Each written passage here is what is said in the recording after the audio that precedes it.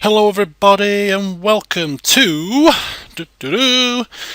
FAQ time. Well, I say FAQ, there's not many questions that you guys are asking that I'm having to answer numerous times, but there is a couple, and they are to do with Medieval 2 and how do I set one turn to be 6 months or one turn to be 1 year rather than one turn is 2 years, and secondly, how do I get number of years underneath the egg timer rather than number of turns. So I've had to answer that question I think 4 or 5 times, which isn't a great deal, it's not a massive amount of times, but something that I have to keep repeating myself over and over again and asking people, oh please see video number 52, I've answered it there. It sounds a little bit snotty and stuff, so I will show you how to do it yourself, and then you can also change it to whatever else you want to do and make it even more edits as well, because we change it via the config file, which if I've got Windows 7, so this is I think I've got 32-bit version as well. It might be in a different location if you've got 64-bit version, but never mind. We go to the program files, we find Medieval 2, which is under Sega, Medieval 2 Total War. Oh, this is my works thing. My works BlackBerry. I'm at home and I have my works BlackBerry switched on, so I'm getting emails all the damn time. That's how sad my life has become. Anyway, config. Sorry. So yeah, you go into the Medieval 2 Total War folder. You go to Data. You go to World. You go to Maps. You go to Campaign. You go to Imperial Campaign. After you've gotten into all those 50,000 folders and thinking, where the hell's it taking me, we get to something that looks a little bit like this. And the little config file you want is called Deskrastrat, and that is where you can make the changes to your game. Now, first of all, this is the first change that you can make, which you might want to do. As you start the game off, for the first time, you can only play as England, France, Germany, Holy Roman Empire, Spain or Venice. You can play as these factions, but you have to unlock them by either beating the Imperial campaign or by eliminating them from the campaign map. However, if you want to play as them all from the start of the game, all you have to do is highlight them here, copy them, paste them underneath here, like so. Oops. And then delete them from there, and there you go. So campaign playable, these will all be playable, unlockable, none. So then when you start the game up, you will have all of these factions from the very start. You don't have to finish the campaign to do it. You can start off as these factions. So that's the first thing that is quite useful to edit using this Deskrastrat data file, unlockable factions. You can also, I think, I'm not 100% sure on this, so some people might be able to post on the comments page of this FAQ to confirm if it's right or not, but if you copy the non-playable factions into playable, you can also play as these factions as well. I think you could do it in Rome. I don't know if it works on this, so as I say, if somebody can confirm that or deny that, let me know in the comments page. If you copy them up into playable, you might be able to play as these as well. So that's that.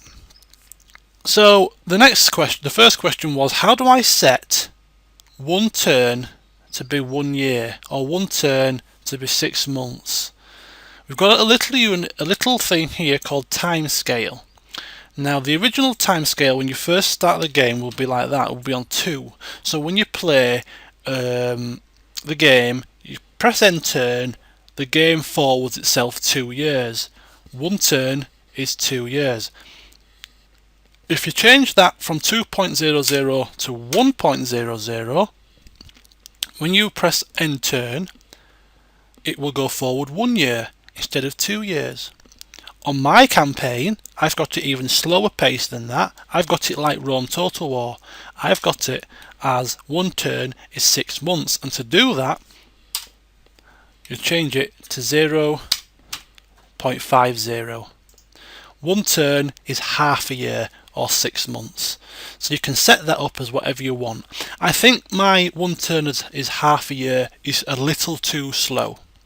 As I said on one of my previous videos, I'm going to probably finish the campaign before a lot of the exciting stuff happens. The invasion of the Mongols, the plague, the discovery of the new world, gunpowder, all those things come later in the game. And because my game is so slow paced, I may finish it before all those things happen, which isn't good if you want to look forward to those things. So I would recommend, personally, changing it to 1 turn is 1 year, and that would be just about right. You'd get about 480 turns to finish the game, which I think is a decent pace if you don't want to blast through the game. You want to take your time and build up your empire steadily. 1 turn as 1 year is just about right. But because I've started the game on 1 turn is 6 months, I can't change it now halfway through the campaign. So that's why I'm having to stick with it. Another thing, initially the game config file will look like that. No, it looks like that. And when you start the campaign map, under the egg timer where you end the turn, rather than the date showing, it shows the turn number. If you want to show that as the date rather than the turn number, all you do is go to the start of this line, show date as turns, and put 2 semicolons. And that changes the number of turns under the egg timer to the date. And that pretty much is that really. As I say, the main things: copying up the unlockable factions into Playable, so you can start off as all these factions from the start, changing the time scale to adjust the number of just the time length of 1 turn, whether it's 2 years, 1 year, half a year, or even more, 4 years or a quarter of a year. 2 semicolons in front of the show date as turns to turn the number of turns into the year underneath the end turn button. And then you've got a whole heap of other things. Now, start of faction section. So this is England here. Denarii, you get 10,000 to start with. King's Purse, 2,500. So you could change your starting cash. If I want to start a new campaign with England and I want them to start with 20,000 florins to start with, I can change that to 20,000.